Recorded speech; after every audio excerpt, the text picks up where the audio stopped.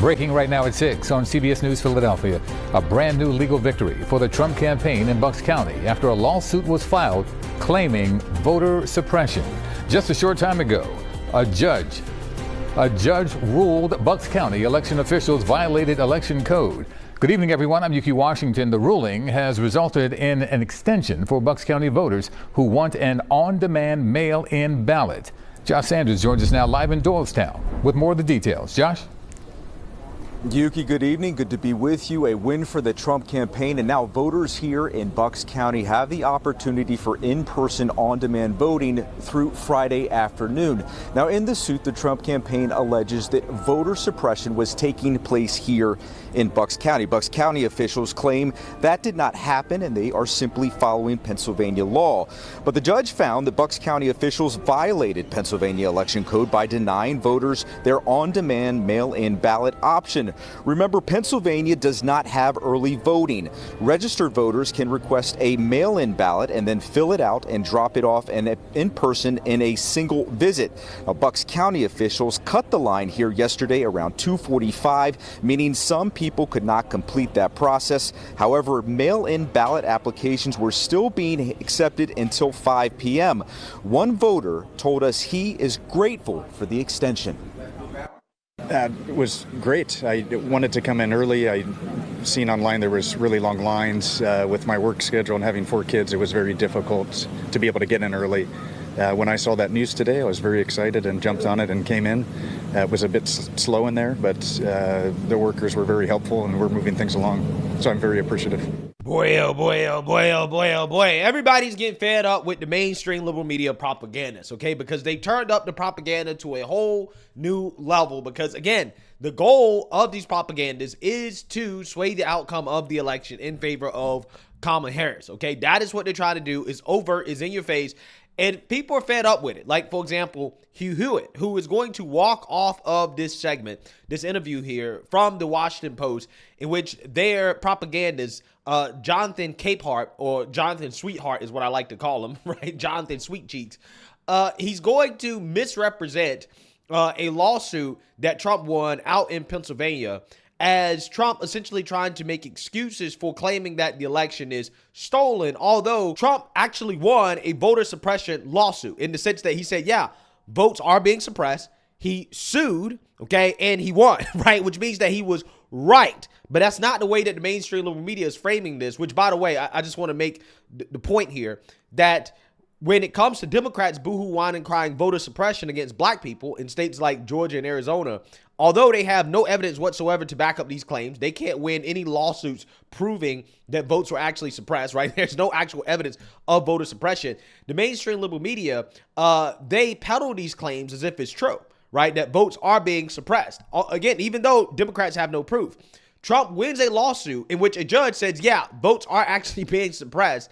And now all of a sudden, they're trying to claim that, well, you're just making excuses for losing, when they've never applied this same logic and reasoning to Stacey Abrams, who, when she loses, comes out and claims that, yeah, well, the election was stolen from me because of voter suppression, right? Even though, again, she can't prove it at all, okay? But again, the mainstream liberal media, they never have a problem with these types of claims, okay? But they have a problem with Trump essentially coming out and saying, yeah, there are problems in Pennsylvania, and he won a lawsuit because there are problems in some counties in Pennsylvania.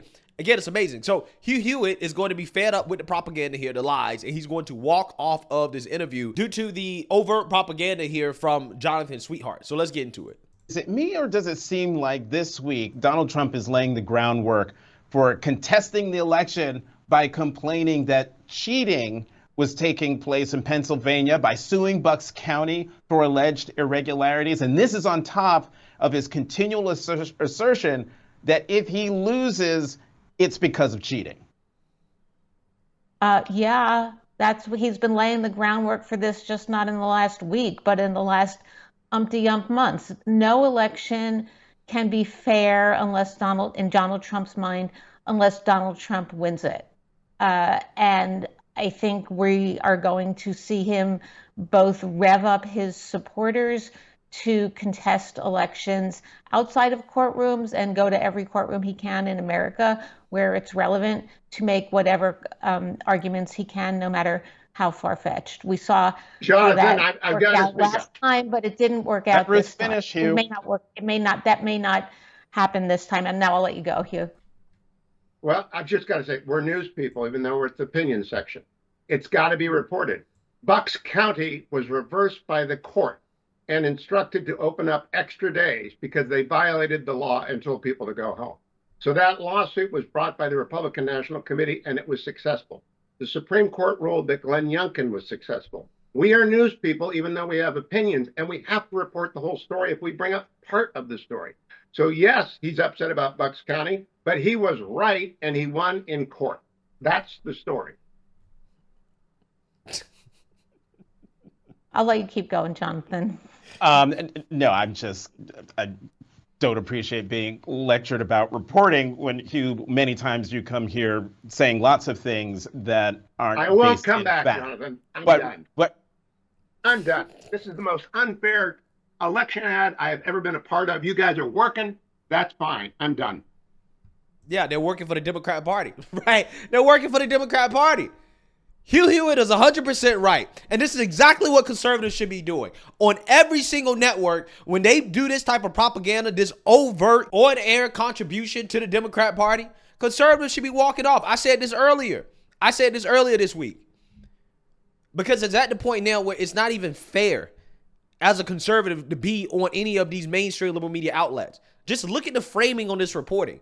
I just played a news clip for you guys showing you that Trump won that lawsuit, right?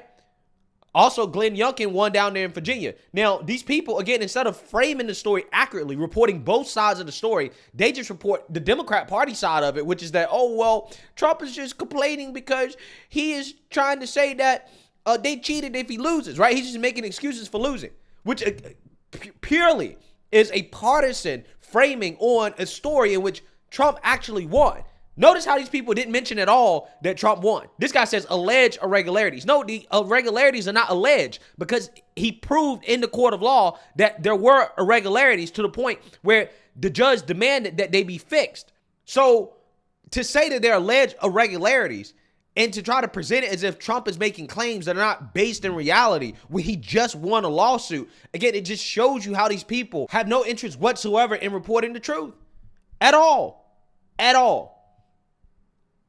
And this guy, clearly he's triggered over the fact that Hugh Hewitt called him out, right? And then he wants to call out Hugh Hewitt, right? Say that, well, Hugh Hewitt has said things that are inaccurate and blah, blah. Well, it's not about that. It's about the fact that what you just did was just overt propaganda. It was dishonest framing on a story that you're not reporting in full. You're just pretending as if Trump's claims are not based in reality when he just won a lawsuit. Now, again, if you mention that he just won a lawsuit, doesn't that change the framing of that story, right? Doesn't that make viewers think a little bit differently about the things that Trump is saying? But when you leave that out, which they did on purpose, because they want people to think that what Trump is saying is not based in any reality whatsoever. That's what they want people to think. And it's dishonest. It just is. So, Ruth, you wrote a column this week ending with this line, and actually, I think this is perfect. We're going to put it on the screen. You wrote, "You want to know the stakes of this election? Not only democracy, but decency." Talk more about that, Ruth. Okay, I'm collecting myself. Oh, Ruth froze. Ruth is frozen. Yo. So hang in there, everyone. We're going to see if we can try to get Ruth back to this We're gonna get Ruth back in a moment. This is First Look, Washington Post Live's Karma. That's what's happening right now, guys. Karma. I really do believe, and I hope I'm not wrong about this, I really do believe that divine intervention is at play right now. It has to be, right? Because what are the chances of this whole interview basically messing up, malfunctioning after Hugh Hewitt walks off set because of this guy pushing propaganda? And then he proceeds to go back to pushing more propaganda, talking about democracy and decency is at stake. And then the whole interview freezes up. I'm just saying. You love to see it. a nonstop shop for news and analysis, and Ruth is back. So I'm going to read that quote back again from your column, Ruth, where you wrote, "You want to know the stakes of this election? Not only democracy, but decency." We lost her again. Everybody, if you've been watching First Look, you know that these conversations can be interesting, contentious. You just saw Hugh Hewitt leave the conversation, which is lamentable, unfortunate. It is what it is. I am Jonathan Capehart. I want to thank you all very much for joining us on First Look. For more of these important conversations, please sign up for a Washington Post subscription. You can get a free trial by going to washingtonpost.com/live. Again, washingtonpost.com/live. I'm Jonathan Capehart. Thank you for watching Washington Post Live's First Look. Wow. And this is why Jeff Bezos is now trying to reform the Washington Post. Because of clips like that, segments like that. That whole newspaper, in regards to the staff, you just need to get rid of them. Just fire all the people. Just fire all the people and hire people who are actually going to be real journalists, right? Because you really can't, you cannot fix that without just getting rid of everybody, right? You got to just get rid of everything, okay? And then you got to just start from the beginning and just build from the ground up, right? You got to build from the ground up.